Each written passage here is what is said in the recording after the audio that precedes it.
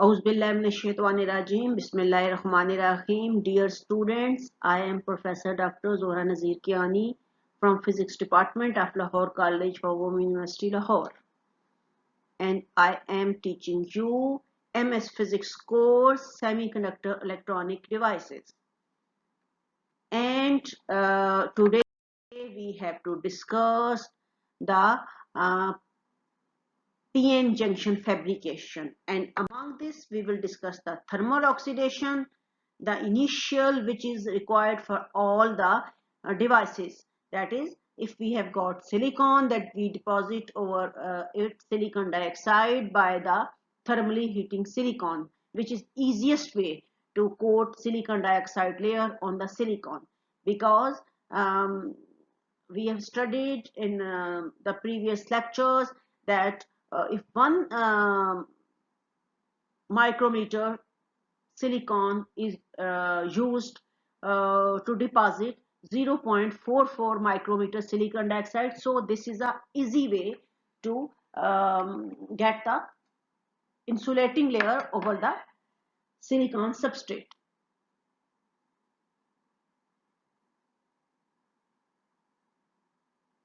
We have already discussed the single crystal substrates in our previous lectures, and the epitaxial layers needed for high quality devices, and how they are grown, and how doping is done with the semiconductor material.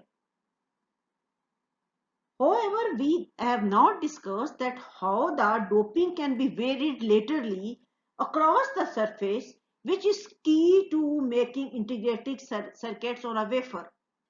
Hence, it is necessary to able to form pattern masks on the wafer corresponding to the circuitry which should be used, and introduce the dopant selectively through windows in the mask.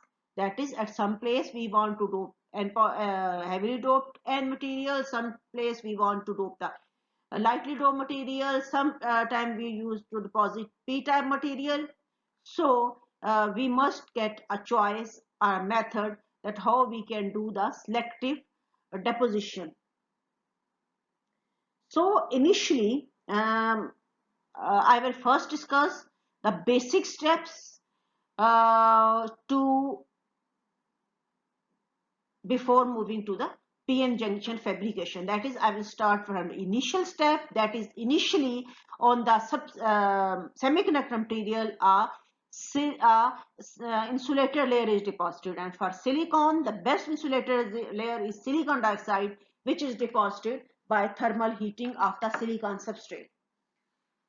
And you also know that when we do semiconductor material with the pentavalent impurity, then what you will get? You will get the extra electron, because you know that all semiconductor materials have got 4 electrons in the outermost shell, and they require more 4 electrons to complete their orbit. So when pentavalent impurities entered inside the are deposited or in the semiconductor material, then 4 electron will make bond with the 4 outermost electron of semiconductor material, and the 5th electron will be the extra. Similarly, you will get the many electrons, free electrons in the n-type material, which will just constitute the n-type material. Then, if we use trivalent impurity, for example boron, then what will happen? There are 4 electrons in the outermost electron of silicon and 3 electrons in the boron. So what will happen? There will be 1 electron will come from the inner shell of boron, and hence the sharing will complete with the semiconductor material, and from where the electron is taken to complete this bonding, their hole is created, and now there is not a single boron is there, so there is number of holes present, which will be may come till n-type material. But remember this thing, that hole is nothing, just absence of electron, and whenever there is an hole is created, then that semiconductor get a positive charge, and for the p-type n-type material there is always an extra electron present.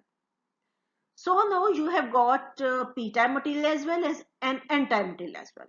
Now when you will combine these two, you will bring these two, because one is the positively doped, second negatively doped, then what will happen? There will be creation of depletion region around the in the central region in such a way that n-type material has got some holes here and p-type material has got some electrons here. Now but what will happen?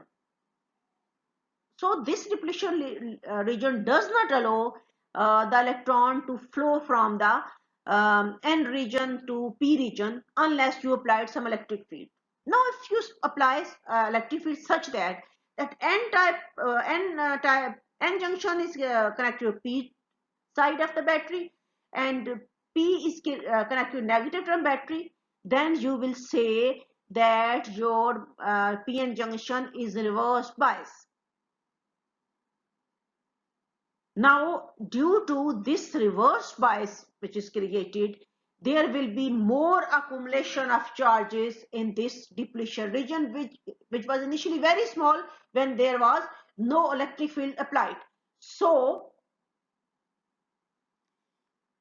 near the n-type material, there will be large accumulation of positive charges due to the positive terminal of battery near to it.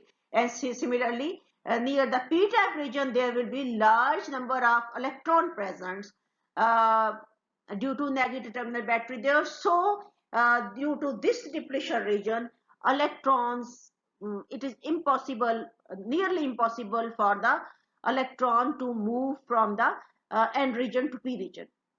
But you know that some naughty electrons can go move, but they will constitute the reverse current. If you we will take here x and y region, then in reverse bias you get small reverse current, which you say negligible. But when you will apply the reverse, increase the reverse voltage, then an stage will be reached when the reverse current will increase tremendously, which will damage your device. So this is the reverse biasing of your p-n junction. Now this is the forward bias of p-n junction.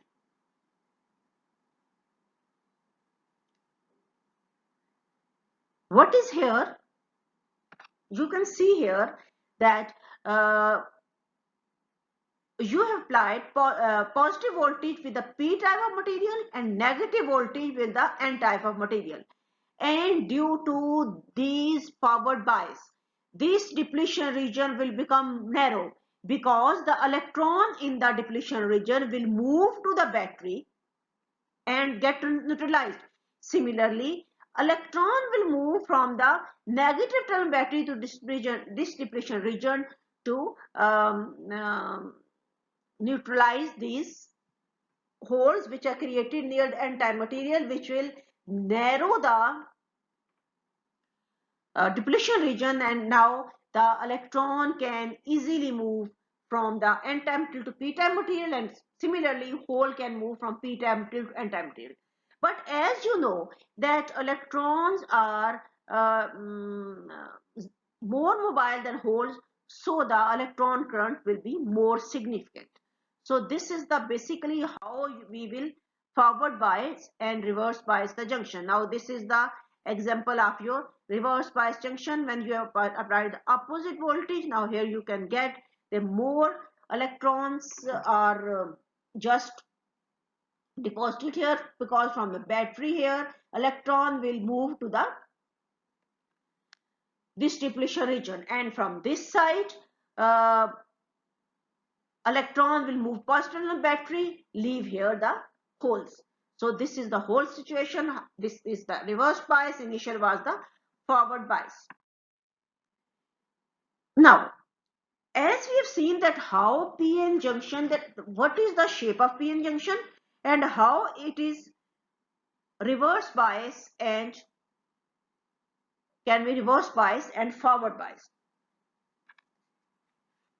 So the first step which I mentioned earlier is the thermal oxidation, that at whatever route we will use, we have to deposit a semiconductor layer on the top of the semiconductor material, and for this purpose the easiest way to deal with the silicon is the thermal oxidation. So thermal oxidation of silicon can be achieved and silicon dioxide will be produced.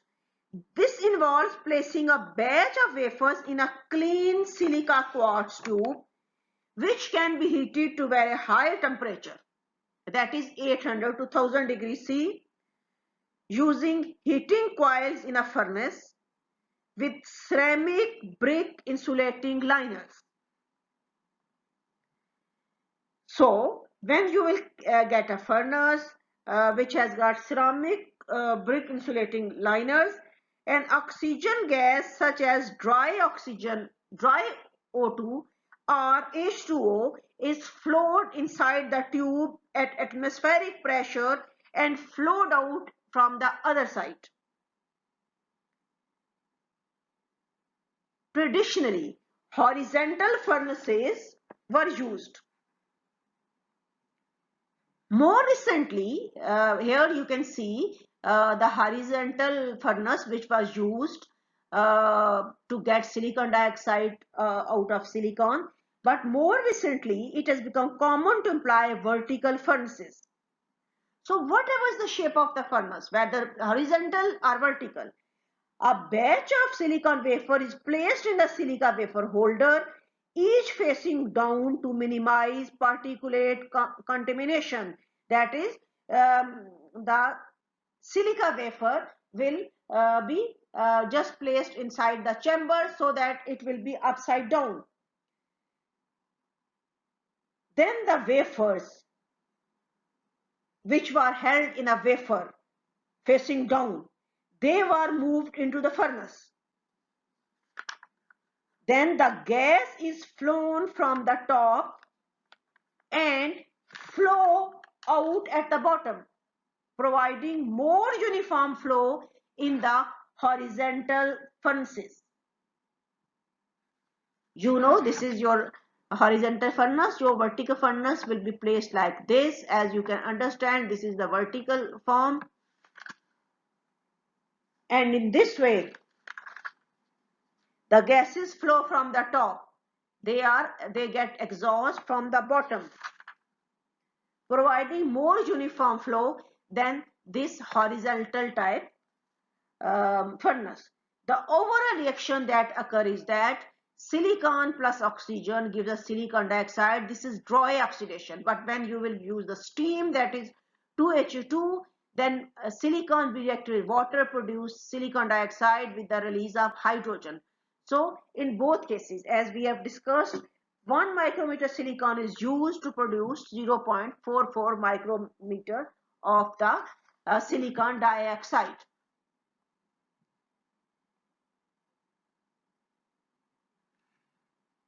Now the oxidation process proceeds by having the oxidant O2 or H2O molecule diffuse through the already grown oxide to silicon dioxide surface interface, where the above reaction take place. One of the very more important reasons why silicon integrated circuits exist and why they are being used in modern computers, even technology is going very far off, that is that stable oxidation can be grown on silicon with excellent interface electrical properties. Other semiconductor materials do not have such a useful native oxide. We can urge that the modern electronics and computer technology owe their existence to this simple oxidation process. This is the one reason to use silicon, and the other reason to use silicon is that silicon is cheap and it is abundant, although it is in form of the indirect band gap material. And students, you must have remembered the difference between the direct and indirect band gap material. So today I will expect from you that in my Google class answer this question, that what is the difference between the direct indirect material, and you will explain it by drawing the figure. So this is the figure of vertical furnace for a large silicon wafer. The silica wafer holder here is loaded with silicon wafers and moved in furnace above for oxidation, diffusion or deposition process. So here you can see here is a wafer, here is a cassette in which you have placed the wafer. Then from here there are water is flowing to just keep remove the excess heat outside. Similarly, this is the furnace tube which is shown here. These are the heaters here. You can see now this is the electric furnace in which it's placed, and this is the cassette holder here. Here extra gases are coming out. Here you have got a vacuum pump to lower the pressure in order to remove the contamination and also increase the mean free path. So students, what is mean free path? Please write, it's also in the Google class. Now your water will, here gas will go inside, water will circulate from the sidelines. Now in this way your gas is going inside, reacting either gas or steam. Steam is also gas in form of water. It can go and react with water and produce silicon dioxide along with the emission of hydrogen gas or whatever is produced as a byproduct. So this is your silicon oxidation. So you must have understood that why the silicon dioxide is ruling over the computer industry and integrated circuits industry. Now, after getting silicon dioxide layer, our next step is either to enter dopant semiconductor material to get the N-type or P-type material, and there are a number of ways used to accomplish this process. But I will discuss in my today's lecture the chemical vapor deposition. Now, chemical vapor deposition is important technique because in which again you reduced the pressure with the help of a pump. So it will increase the mean free path of the dopants which are getting inside, and as well as there will be a contamination free deposition. Here you can see this is the furnace body, and the circle form are the heating elements. Now these are your wafers which are placed over a holder. Now here is a holder, so these are shown just like the comb-like shape. Then you have enclosed all this inside a silica quartz tube. Then the dopant which you want to dope with the semiconductor will enter from here as a gas flow. So now what will happen in this case, and hence your dopant will go and strike with your substrate and get deposited there. At various stages of device fabrication, thin films of dielectric semiconductor metals have to form a wafer and then patterned and etched. So after the thermal oxidation of silicon, you have got silicon dioxide layer on the top of the silicon. So silica film can also be formed by low pressure chemical vapor deposition or plasma enhanced CVD. The key difference is that the thermal oxidation consumes silicon from the substrate and where a high temperature is required. Whereas CVD of silicon dioxide does not consume silicon from substrate and can be done at much lower temperature than the thermal oxidation. The CVD process reacts a silicon containing gas such as silicon hydride with an oxygen containing precursor, causing a chemical reaction leading to deposition of silicon dioxide on the substrate. Being able to deposit silicon dioxide is very important in certain applications. As complicated device structure is built up, the silicon substrate may not be available for reaction, or there may be metallization of the wafer that cannot be withstand very high temperature. In such cases, CVD is a better alternative. Although we have used deposition of silicon dioxide as an important example, LPCVD is also widely used to deposit other dielectrics such as silicon nitride and polycrystalline or amorphous silicon.